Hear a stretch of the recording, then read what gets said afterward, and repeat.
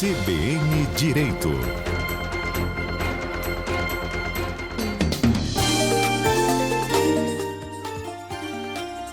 No próximo dia 25 de maio é comemorado o Dia Nacional da Adoção, como forma aí de conscientização das pessoas a respeito da importância deste ato.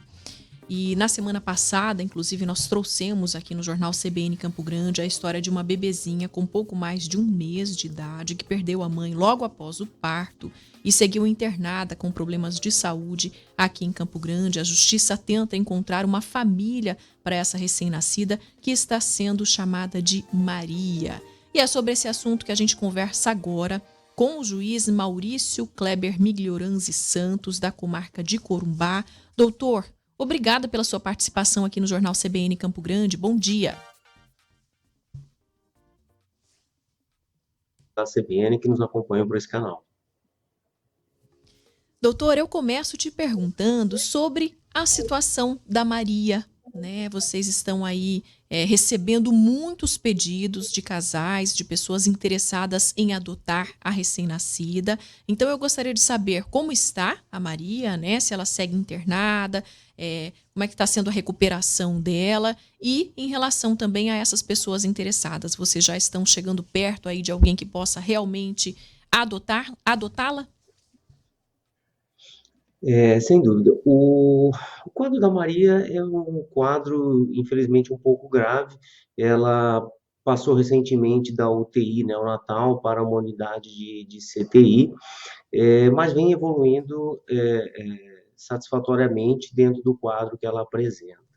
O que a Justiça tem buscado, através desse exemplificativo quadro da Maria, é justamente chamar a atenção da sociedade para a importância da desmistificação da adoção, especialmente de crianças em condições especiais. Nós temos alguns dados interessantes aqui do estado de Mato Grosso do Sul, que serve como um parâmetro para uma realidade que é nacional. Nós temos hoje em Mato Grosso do Sul 254 pessoas habilitadas à adoção e, por outro lado, apenas 87 crianças e adolescentes em condições de adoção. A pergunta que todos fazem é sempre a mesma, Por que esse quantitativo não fecha? Por que temos tantas pessoas interessadas em adotar, inclusive um número maior do que crianças em condições de adoção? Não fecha porque as condicionantes elencadas pelos pretendentes à adoção acabam retardando esse processo e alongando tanto a expectativa dos adotantes quanto a permanência de crianças e adolescentes em unidades de acolhimento.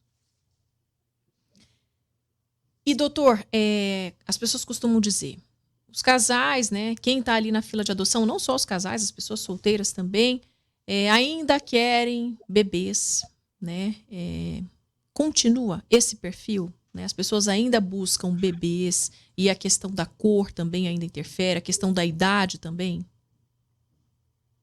Eu conto 13 anos de magistratura e eu posso afirmar, sim, que nós evoluímos muito. O brasileiro evoluiu muito nos perfis. Logo que eu ingressei na carreira, crianças acima de 3 anos eram praticamente inadotáveis no cenário brasileiro, então havia uma demanda importante para a adoção internacional. Hoje, essa adoção internacional no Brasil restou muito restrita, porque efetivamente nós temos tido bom sucesso, já temos desmistificado bastante o quadro de adoções, que nós chamamos de adoções tardias, ou melhor, adoções necessárias, de crianças e adolescentes com uma faixa etária acima de 3 anos, e também portadores de alguma doença, alguma enfermidade. Evoluímos bastante. Mas ainda é um quadro que nos preocupa, porque essas crianças e adolescentes, quando não encontram um pai e uma mãe adotivo, acabam permanecendo, como eu falo, adolescendo e se tornando adultos no âmbito das instituições de acolhimento. E a instituição de acolhimento nem sempre, embora devamos reconhecer o meritório trabalho que realiza, acaba desenvolvendo um tratamento indistinto, né? Que não é o mesmo tratamento que pode ser oferecido por uma família. Crianças que têm irmãos para serem adotados também encontram dificuldades, assim, as pessoas que estão buscando a adoção ainda querem uma criança para adotar ou já estão, Sem dúvida, já está sendo sem mais dúvida. fácil adotar os irmãos juntos?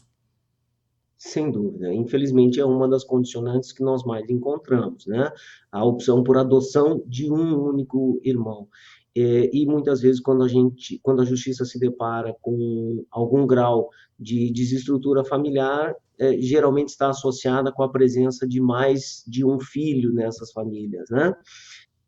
E aí é o que a gente faz, esse chamamento à sociedade de que temos sim um caso muito importante, né, que é o caso da Maria.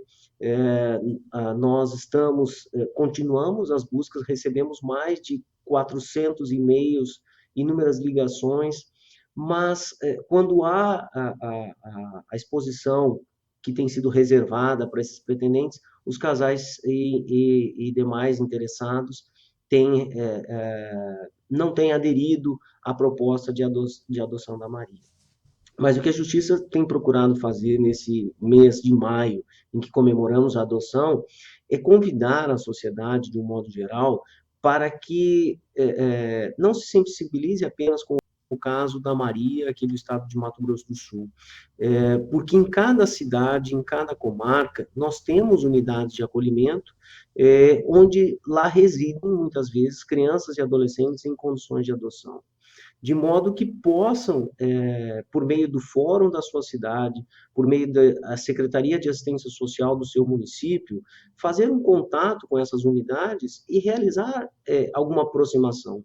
O Estatuto da Criança e do Adolescente prega que as crianças que vivem nas instituições de acolhimento tenham direito à convivência social e comunitária. De modo que mesmo aqueles que não pretendem ser pais adotivos, o Judiciário, em nível nacional, possui projetos de apadrinhamento, como nós chamamos, de modo que a sociedade é muito bem-vinda, seja desde um apadrinhamento afetivo, até um apadrinhamento financeiro, ou mesmo uma visita, uma orientação religiosa, são muito bem-vindas para todas essas crianças e adolescentes que vivem afastados de suas famílias por medida de proteção da justiça. Pois é, doutor, pelo que eu tenho de dados aqui do Sistema Nacional de Adoção e Acolhimento, mais de 30 mil crianças e adolescentes esperam por uma família aqui no Brasil, né? E geralmente a gente fala muito também do perfil das crianças e dos adolescentes, mas e o perfil de quem quer adotar, doutor? O que vale a gente destacar, né? Quanto tempo essas pessoas costumam esperar em média para conseguir adotar uma criança ou um adolescente? Quem são essas pessoas? Existe algo que vocês acham importante falar em relação a isso, ao perfil de quem está na fila para conseguir adotar uma criança, um adolescente? O tempo de espera, geralmente, é muito variável está diretamente atrelado às condicionantes. Recentemente, nós temos, inclusive, acompanhado um debate a nível nacional com relação a um dos itens que hoje ainda é fornecido aos pretendentes, que é sobre a especificação de raça ou cor da pele da criança a ser adotada. De modo que, quanto mais condicionantes, as condicionantes etárias, as condicionantes com relação ao número de irmãos, ou mesmo quanto à limitação de doenças, acabam sim por influenciar no tempo de espera do pretendente ou do adotante. Em termos práticos, a gente tem estimado que o processo de habilitação geralmente se alonga por, no máximo, entre 6 e 9 meses na nossa prática local. Agora, a partir daí é que o pretendente estará apto a adotar efetivamente e o seu tempo de espera vai ser proporcional ao número de condicionantes que ele elencar como necessárias. Ainda tem muita desistência, doutor? Felizmente, nós não enfrentamos um quadro muito importante de desistência, justamente porque esses pretendentes acabam passando por um curso no qual recebem orientações jurídicas, orientações sociais e psicológicas quanto à adaptação à adoção. Nós sempre referimos, ninguém nos forma para a paternidade ou maternidade biológica, nós não temos um curso disponível para isso, embora seria muito importante. Quem é pai e mãe sabe das experiências maravilhosas que a paternidade e a maternidade traz, mas também das preocupações, da formação do vínculo afetivo, que também ocorre com o filho biológico, tal qual ocorre com o filho adotivo, de modo que vasta doutrina destaca que o filho biológico também é adotado afetivamente pela família, né? Esse vínculo se consolida por meio da convivência, por meio da aproximação, tanto que é notório, muitas vezes, que os pais ou mães que se distanciam dos filhos acabam perdendo essa vinculação.